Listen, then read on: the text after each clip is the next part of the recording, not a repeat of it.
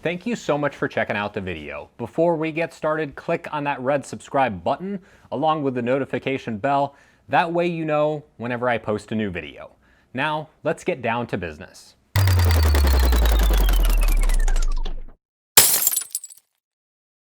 With the recent announcement about the Zack Snyder cut of Justice League finally being released next year, I figure it's a great time to take a look back on one of the most important and revolutionary films in cinematic history, a movie which laid the foundation for all future comic book media.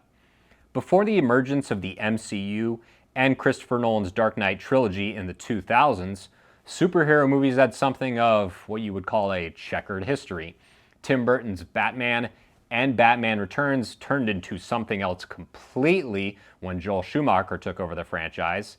Sam Raimi's Spider-Man trilogy ran out of gas by the final film, which is basically the same thing that happened to the Blade trilogy.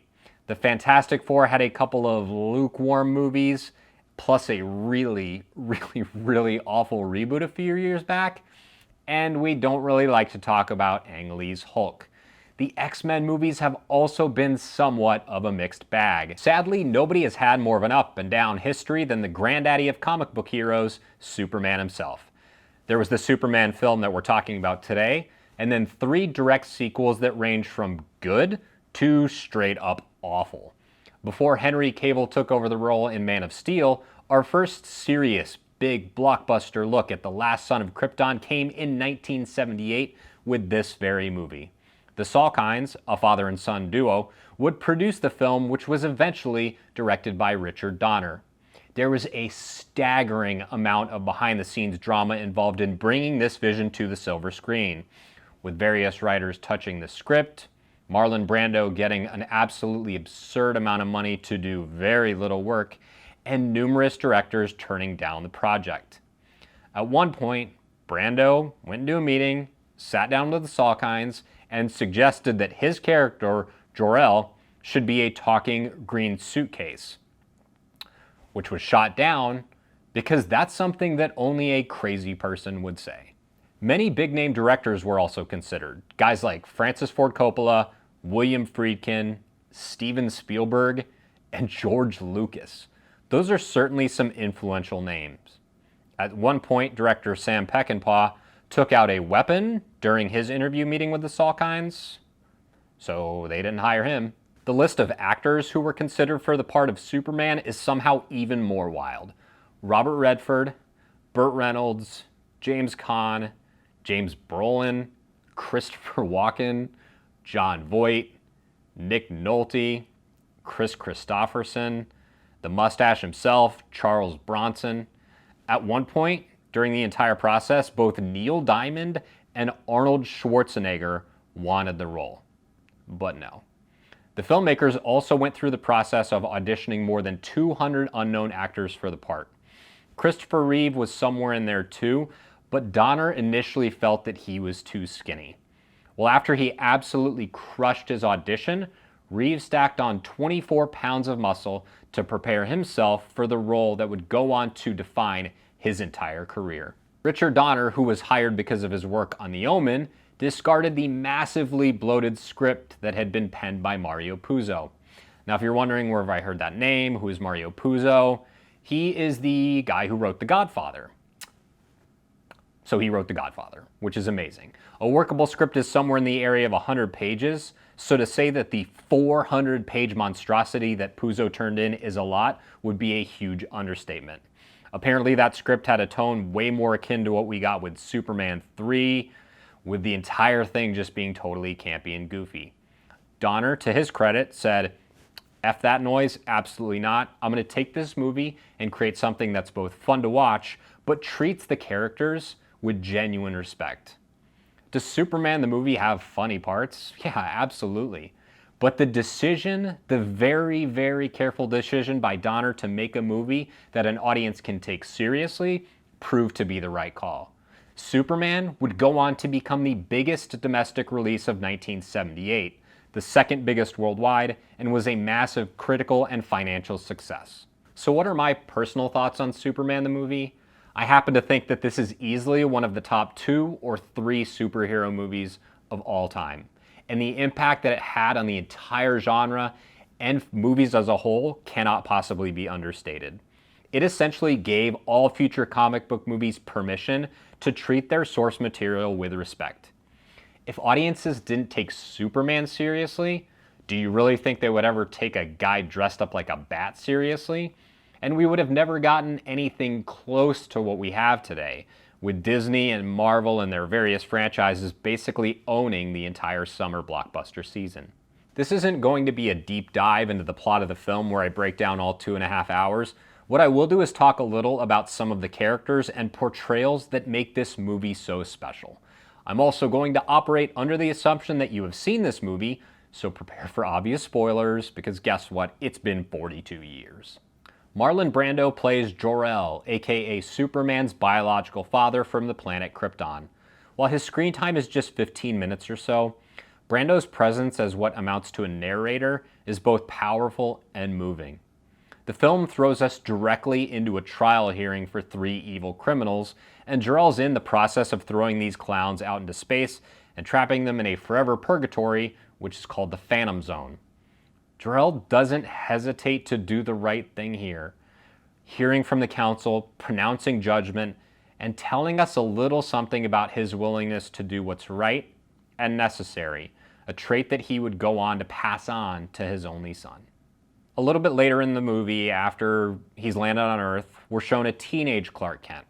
Clark struggles with keeping his powers under wraps, and after the death of his adopted father, Jonathan, knows he must leave and fulfill his destiny as humanity's protector. There's a very, very small moment here when Clark is talking to his mother, Martha, on the farm. He turns to her, and he tells her that he's spoken with a neighbor who's going to come help out on the farm after he leaves. This is an extremely small detail, one that you could easily miss, but it's one that tells us that he cares and will always care deeply for his adopted parents. Between Jonathan's death and Clark's departure, these little emotional beats about loss and hard choices are something that every single one of us can relate to. It's clear in these early moments of the film that Donner and the filmmakers want us to buy into what they believe, which is that this isn't going to be a movie with, silly word bubbles popping over people's heads as they punch each other with the goofy sound effects.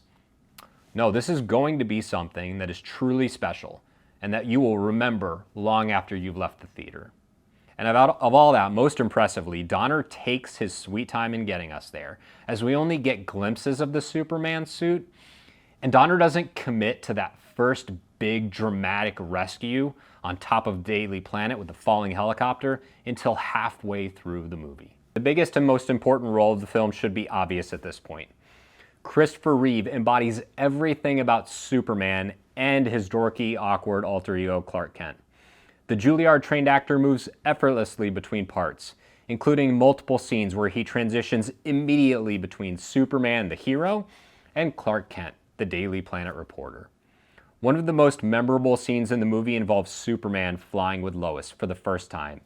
It's heartfelt, it's beautiful, it completely defies every single thing we know about physics, and at the end of that scene, as Superman flies away, and then seconds later, Clark Kent is standing like a nerd at her door, we see that incredible transition in all its glory, all in one single shot.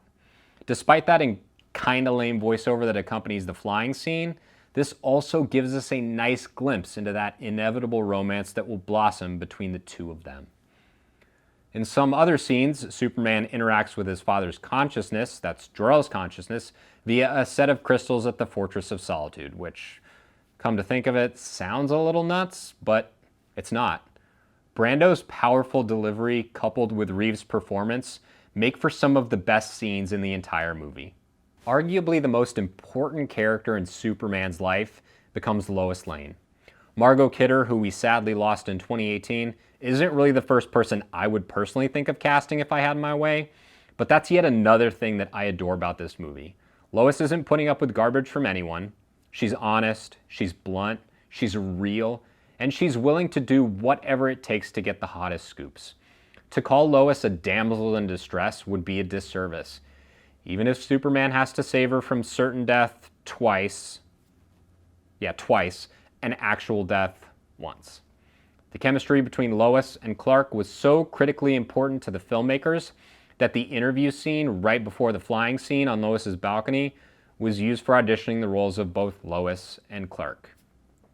There's no running and jumping, there's no punching, no yelling and screaming, no real physical interactions, just two people standing there talking. Donner knew that the story was what mattered more than anything else. If you haven't seen those auditions, they're on the internet and absolutely worth watching. The last major role in the movie I want to talk about is our big bad guy, self-proclaimed criminal mastermind and super genius Lex Luthor. Gene Hackman spends a good chunk of the movie, in fact most of the movie, telling his two sidekicks how smart he is and how lucky they are to be graced with his presence. Hackman portrays Luthor's inflated ego perfectly. When he finally springs his trap to lure in Superman and confront him, this man does the two things that a bad guy is never supposed to do. He monologues and he explains his plan, the entire thing.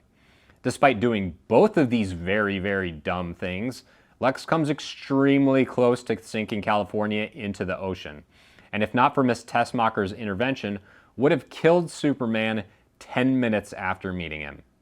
In the hands of a lesser actor, the villain could have easily come off as forced and lame, and there's definitely a hint of Superman's campy origins in Hackman's performance, but he knows when to jokingly poke fun at Otis and Miss Tessmacher, and then he knows when to menacingly threaten to kill millions of people.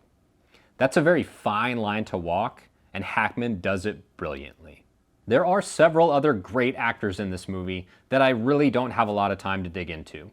Ned Beatty, Terrence Stamp, Glenn Ford, Jackie Cooper. All of them are amazing here too. Originally, Jerry Goldsmith was hired to create the film's score, but had to drop out due to scheduling conflicts. And let me tell you something, that sure turned out to be a blessing in disguise. Legendary composer John Williams, the maestro himself, was hired, and the rest, as they say, is history. Williams would go on to become the single most influential musician that has ever been involved in making movies. The guy has been nominated for 52 Academy Awards, which is second only to Walt Disney. This is the man who scored Jaws, Star Wars, both before Superman, E.T., Jurassic Park, Indiana Jones. And you know what's insane? That's not even all the movies. And every single one of those that I just mentioned has a film score that is a complete masterpiece that fits exactly in with the movie that it's for. And it's my personal opinion that if you put on a set of really good high-end headphones and you crank up every single one of those scores and listen to them, Superman, this film's score, might actually be the best of them.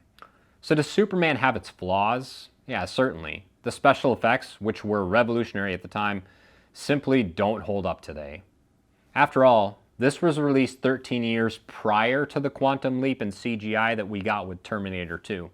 The fact that you can still watch this movie and see the awkward wire work, the miniature models that make up Krypton, and the obvious dubbing, yet still know that you're enjoying something incredible is pretty astounding. Despite a few plot holes that only Superman himself could leap over, the script, the story, the music, the performances here are all top-notch. At some point, a movie like this was bound to be made, but this was the first one to actually do it. Every modern narrative-driven superhero movie owes something to Superman.